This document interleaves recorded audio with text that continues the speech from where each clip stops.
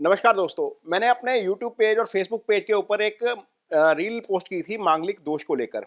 उस पर बहुत सारे लोगों के जो हैं वो कमेंट्स आए हैं, प्रतिक्रिया आई हैं। उसमें पूछा गया है कि इसका शास्त्रीय विधान कहाँ पर है, कहाँ से इसका क्लासिकल रेफरेंस आपको मिला है। तो ये वीडियो जो है वो मांगलिक दोष के ऊपर है। पहले ये बताएंगे कि मांगलिक दोष क्या है, क्यों मांगलिक माना जाता है, फिर शास्त्रीय विधान के साथ आपको बताएंगे, फिर ये भी बताएंगे कि किन केसेस में मांगलिक का विचार करना चाहिए। ये वीडियो थोड़ा सा एंड तक देखिएगा, आपको पूरा मंगल दोष के बारे में समझ आ जाएगा। और यदि ये वीडियो आप देख लेंगे तो आपको समझ में आ जाएगा कि 90% केसेस में मांगलिक दोष रद्द हो जाता है। ये जो कुंडली आप लगी हुई देख रहे हैं स्क्रीन के ऊपर, इसमें आप देखिए जन्म कुंडली के पहले भाव में, चौथे भाव में, 7वें भाव में, 8वें भाव में और 12वें भाव में मंगल हो तो मांगलिक गिना जाता है। अब मंगल ही हो तो क्यों गिना जाता है? राहु केतु सूर्य शनि भी तो पाप ग्रह हैं। मंगल की खासियत क्या है? मंगल की खासियत यह है कि मंगल एक एग्रेसिव प्लैनेट है। आपकी बॉडी में ब्लड सेल्स जो होते हैं वो मंगल से आते हैं। एग्रेशन का कारक मंगल है। यदि आप में साहस है तो वो सूर्य के कारण आता है। दुस्साहस का कारक मंगल है। और यदि ये मंगल आपकी कुंडली में किसी भी तरीके से सप्तम भाव को प्रभावित करता है तो वो शादी में व्यवधान पैदा करता है, आपकी मैरिड लाइफ में ट्रबल पैदा करता है। अब जब लगन में मंगल बैठेगा, देखिए कुंडली में देखिए, अब लगन में मंगल जब बैठेगा तो 7वीं दृष्टि से सप्तम भाव को देखेगा। चौथे भाव में बैठेगा तो चौथी दृष्टि से सप्तम भाव को देखेगा। सप्तम में बैठेगा तो सप्तम को प्रभावित करेगा ही करेगा। जब अष्टम में बैठेगा तो सीधी दृष्टि से दूसरे भाव को देखेगा। ये आपके कुटुंब का भाव होता है। जब 12वें भाव में बैठेगा तो देखिए उसकी 8वीं दृष्टि आपके सप्तम भाव के ऊपर जाती है। इसलिए मांगलिक का विचार किया जाता है जब हम कुंडली मिलाते हैं। तो ये बेसिकली एक स्टैंडर्ड डेफिनेशन है मांगलिक दोष की, जिसको सभी जानते हैं कि मांगलिक दोष होता है। और ज्योतिष में इसकी खास तौर पर चर्चा होती है। ज्योतिष में मांगलिक की तो चर्चा होती है, परिभाषा सबको पता है कि मांगलिक ऐसे होता है। पहले चौथे 7वें 8वें और 12वें भाव में मंगल हो तो मांगलिक हो जाता है। लेकिन हमारे जितने भी शास्त्र हैं, चाहे मुहूर्त चिंतामणि की बात कर ली जाए, दीपक मुहूर्त की बात कर ली जाए, मुहूर्त दीपक की बात कर ली जाए, किसी भी शास्त्र की बात कर ली जाए, उसमें क्लियर बताया गया है कि मांगलिक दोष किन हालातों में रद्द हो जाता है, यानी कि मांगलिक दोष लगता ही नहीं है। तो ये वीडियो आप देखिए, इसमें आगे मैं एक पूरे शास्त्रों के साथ, शास्त्रीय जो विधान है, जो क्लासिकल रेफरेंस है, उसके साथ आपको बताता हूं कि मंगल दोष कैसे रद्द होता है। अजय लग्ने व्यय चापे पाताले वृश्चिके कुजे। कुजे का मतलब होता है मंगल। ध्रुणे मृगे कृक चाष्टो भौम दोषे न विद्यते। न विद्यते शब्द के ऊपर गौर कीजिए। इसका मतलब है मेष राशि का मंगल लगन में, वृश्चिक राशि का चौथे भाव में, मकर राशि का 7वें भाव में, कर्क राशि का 8वें भाव में और धनु राशि का मंगल 12वें भाव में हो तो मंगल दोष नहीं लगता। मीन्स भौम दोषे न विद्यते। ठीक है। इसके बाद अगला श्लोक आप देखिए जो स्क्रीन के ऊपर चल रहा है, यह मुहूर्त चिंतामणि का श्लोक है। यह भी लगभग इसी तरह का है। धूने मीने घटे चाष्टो भौम दोषना विद्यते। कहने का मतलब है कि मीन राशि का मंगल 7वें भाव में और कुंभ राशि का मंगल 8वें भाव में हो तो मांगलिक दोष नहीं लगता। ना मंगली चंद्र भृगु द्वितीय, ना मंगली चंद्र भृगु द्वितीय, ना मंगली पश्यति यस्य जीवा, ना मंगली केंद्र गते च राहु, ना मंगली मंगल राहु योगे।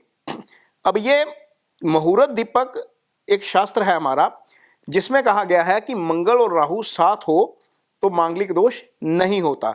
लेकिन आप कुंडली किसी पंडित को दिखा लीजिए, वो बोलेंगे ये तो 7वें भाव में अंगारक हो गया, मीन्स ये तो घोर पाप हो गया, ये तो शादी करनी नहीं चाहिए। मीन्स इस तरीके से मिसगाइड किया जाता है यहाँ पर। इस श्लोक का आप मतलब ही समझिए। वो कहता है यदि द्वितीय भाव में चंद्र शुक्र का योग हो, यानी कि दूसरे भाव में यदि चंद्रमा और शुक्र का योग हो, या इस श्लोक को देखिए, या मंगल गुरु द्वारा दृष्ट हो, जो कि बहुत सारे वीडियोस में हमने रील्स में बताया गया है कि मंगल गुरु द्वारा दृष्ट हो तो मंगल दोष नहीं लगता। या केंद्र भाव में राहु हो, केंद्र के किसी भी भाव में राहु आ जाए, मांगलिक दोष भले ही हो 1 4 7 10 भाव में यदि राहु आ जाए, और अथवा राहु मंगल का योग, केंद्र में राहु मंगल का योग हो। ये आगे ये भी कहता है कि केंद्र में राहु मंगल का योग हो तो मंगल दोष भंग हो जाता है या क्षीण हो जाता है। तो ये मुहूर्त दीपक का श्लोक है जो आप पढ़ रहे हैं। अपनी स्क्रीन के ऊपर आप देखिए, वीडियो के नीचे जो श्लोक चल रहा है ये उस श्लोक का विश्लेषण है पूरा।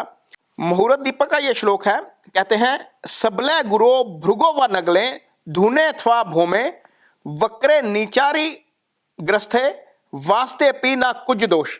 ना कुछ दोष, ये श्लोक का मतलब समझिए। इसका मतलब है, इस श्लोक का मतलब है बलवंती गुरु अथवा शुक्र लगन में हो। अब शुक्र और गुरु यदि लगन में होंगे तो बलवंती ही होंगे, क्योंकि यहां पर आकर दिग्बली हो जाते हैं, मजबूत हो जाते हैं।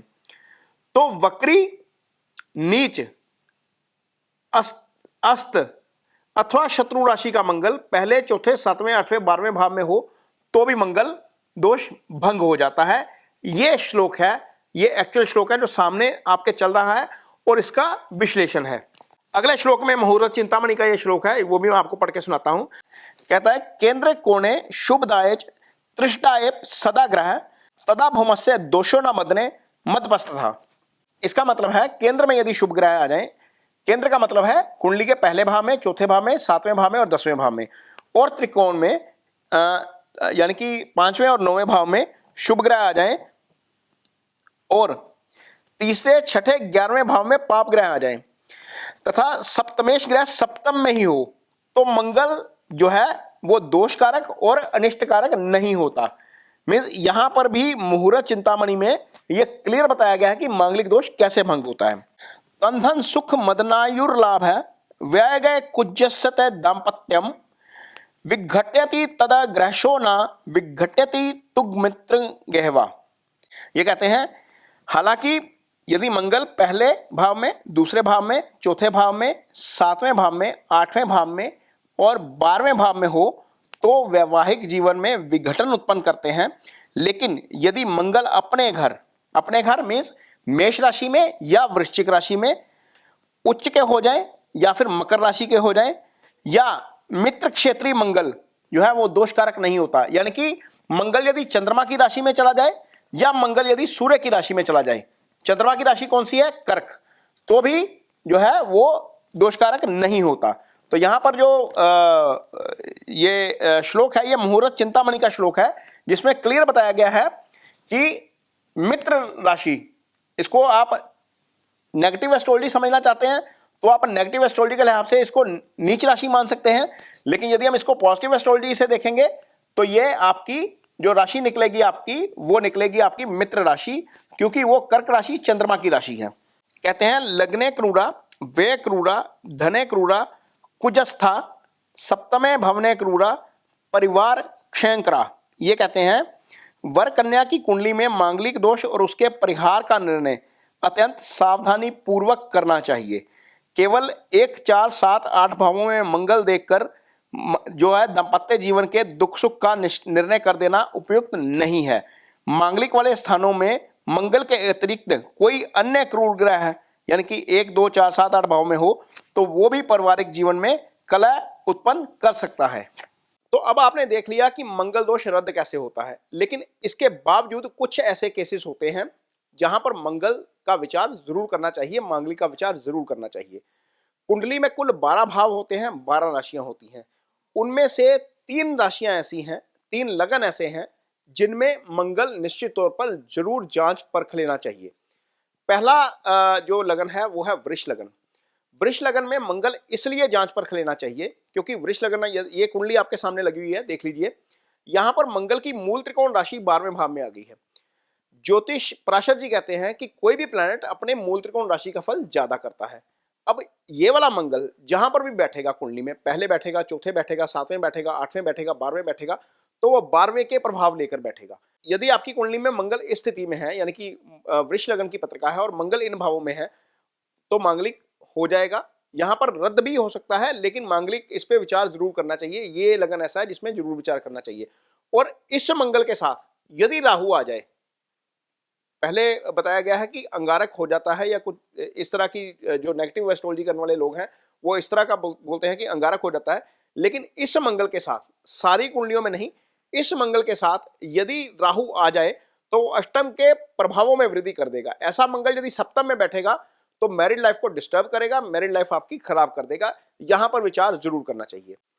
अब अगली कुंडली देखिए, यह कन्या लगन की पत्रिका है और कन्या लगन की पत्रिका में मंगल की मूल त्रिकोण राशि अष्टम भाव में आएगी। आप पत्रिका देखिए, यहां पर मेष राशि सर्कल हो रही है, जहां पर आप देखिए और ये यदि इस पत्रिका में मंगल बैठेगा पहले भाव में, चौथे भाव में, सातवें भाव में, आठवें भाव में, 12वें में, तो वो अष्टम के प्रभाव लेकर बैठेगा। यहां पर मांगलिक का विचार जरूर कर लेना चाहिए, क्योंकि अष्टम भाव जो होता है वो सडन लॉस का भाव होता है, दुर्घटना का भाव होता है, यहां से सीक्रेसी देखी जाती है।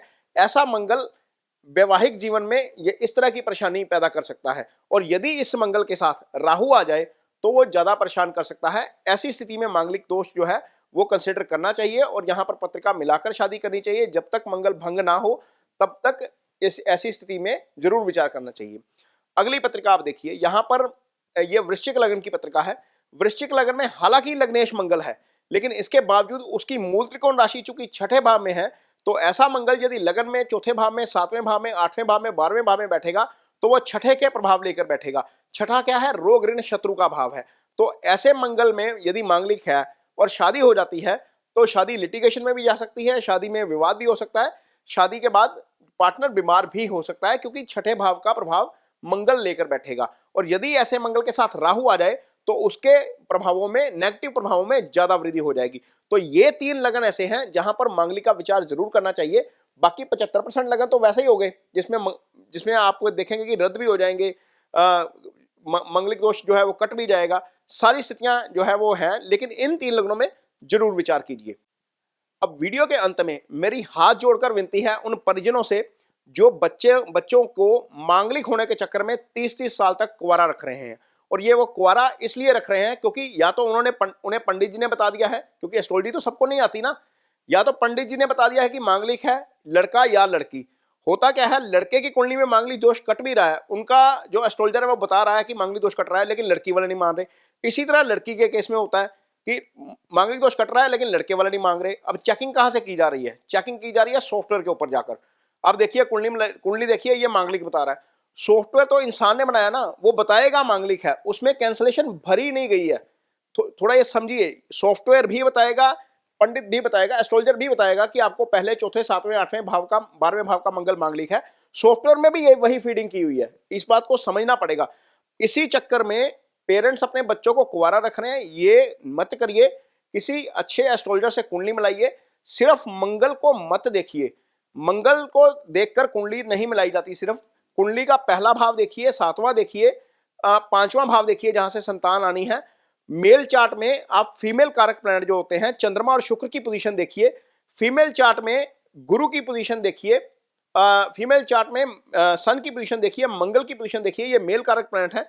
लड़की के जीवन में मेल का सुख है या नहीं, वो तीनों प्लैनेट तय करेंगे, गुरु, मंगल और सूर्य। लड़के के चार्ट में महिला का सुख है या नहीं, वो चंद्रमा और शुक्र की पोजीशन तय करती है। सिर्फ मंगल देखकर हम निर्णय कर लें, ये थोड़ा सा गलत हो जाता है। ये देखिए इसके बारे में शास्त्र क्या कहते हैं। यहां पर ये शास्त्र का कोट है जो स्क्रीन के ऊपर आप देख रहे हैं। शास्त्र में भी यही कहा गया है कि मंगल दोष को जो है वो बिल्कुल सोच विचारना चाहिए, लेकिन सिर्फ मंगल दोष को ही नहीं विचारना चाहिए। बाकी अन्य एस्पेक्ट्स जो हैं, जो मैरिड लाइफ के लिए जरूरी हैं, या जो प्रभाव जरूरी है, जो ग्रह जरूरी है, जो भावों का स्वामी जरूरी है, जो कारक जरूरी है, वो जरूर देखने चाहिए। तो उम्मीद करते हैं कि इस वीडियो में आपको मांगलिक दोष और उसकी कैंसलेशन से संबंधित सारी चीज समझ आ गई होगी। मैंने सिर्फ 5 या 6 श्लोक आपको यहां पर बताए हैं, लेकिन ऐसे दर्जनों श्लोक हैं जो शास्त्रों में दिए गए हैं जहां पर मांगलिक दोष रद्द हो जाता है। और लगन से ही नहीं, नमाश कुंडली में भी रद्द हो जाता है। नमाश कुंडली में भी मंगल रद्द हो जाएगा यदि मंगल स्वयं के नमाश में चला जाएगा। इसमें पेरेंट्स का भी कसूर ज्यादा नहीं है, वो डर जाते हैं। हर एक व्यक्ति को अपने संतान की चिंता होती है, उन्हें डरा दिया जाता है कि मंगल दोष है, इसके कारण शादी नहीं चलेगी, इसके कारण डेथ हो जाएगी। यहां तक डराया जाता है कि डेथ हो सकती है, विधवा हो सकती है, या फिर पार्टनर की डेथ हो सकती है, पार्टनर की हेल्थ को इश्यू हो सकता है। ये डर बहुत डरा दिया जाता है, और इसी डर से कारोबार चलता है। इन एस्ट्रोलॉजर का कारोबार इसी डर से चलता है। मांगलिक दोष से कारोबार चलाएंगे, कालसर्प दोष से कारोबार चलाएंगे, गुरु राहु को देखते ही चंडाल दोष बताएंगे, पित्त दोष बताएंगे सूर्य राहु को साथ देखते ही, और आपका अंगारक दोष बताएंगे मंगल और राहु को साथ देखते ही। लेकिन ज्योतिष में समस्या है तो समाधान भी है, लेकिन उसे सिर्फ पढ़ने की जरूरत है, जैसा हमने इस वीडियो में दिखाया आपको। तो कोशिश है कि आपको इसकी क्लैरिटी मिले। मेरी हाथ जोड़ के एक बार फिर गुजारिश है पेरेंट्स को कि मांगलिक दोष के चक्कर में अपने बच्चों को 30-30 साल तक सिंगल मत रखिए। ये दोष रद्द हो जाता है, 90% केसेस में ये रद्द हो जाता है। शास्त्रीय विधान अब आपके सामने है, तो अंत में निर्णय आपको करना है, क्योंकि आपकी संतान है, आपने शादी करनी है। लेकिन क्लासिकल रेफरेंस के साथ देखिए, जो भी पंडित आपको बोल रहे हैं, जो भी एस्ट्रोलॉजर आपको बोल रहे हैं, उन्हें ये पूछिए कि क्या क्लासिकल रेफरेंस के अनुसार मेरा मंगल रद्द होता है या नहीं होता। जब आप ये सवाल करना शुरू करेंगे तो सामने वाला बंदा पढ़ के आएगा, आपको बताएगा और देखेगा कि कहाँ से कैंसलेशन हो सकती है। और यदि इतना भी नहीं कर सकते तो सिंपल एक काम करिएगा, गूगल में जाइए, वहां पर लिखिए कैंसलेशन ऑफ द मंगल दोषा, आपको जवाब मिल जाएगा। ये सारी जितनी डेफिनेशन मैंने आपको बताई है, आपको सारी वहां पर मिलेंगी। इतना भर तो कोई भी व्यक्ति कर लेगा। ये वीडियो आपको कैसा लगा, इस पर कमेंट बॉक्स में अपनी राय जरूर दीजिए। यदि वीडियो अच्छा लगे तो उसे शेयर जरूर करिए, पेज को सब्सक्राइब जरूर करिए। इसके साथ ही मुझे दीजिए इजाजत। नमस्कार।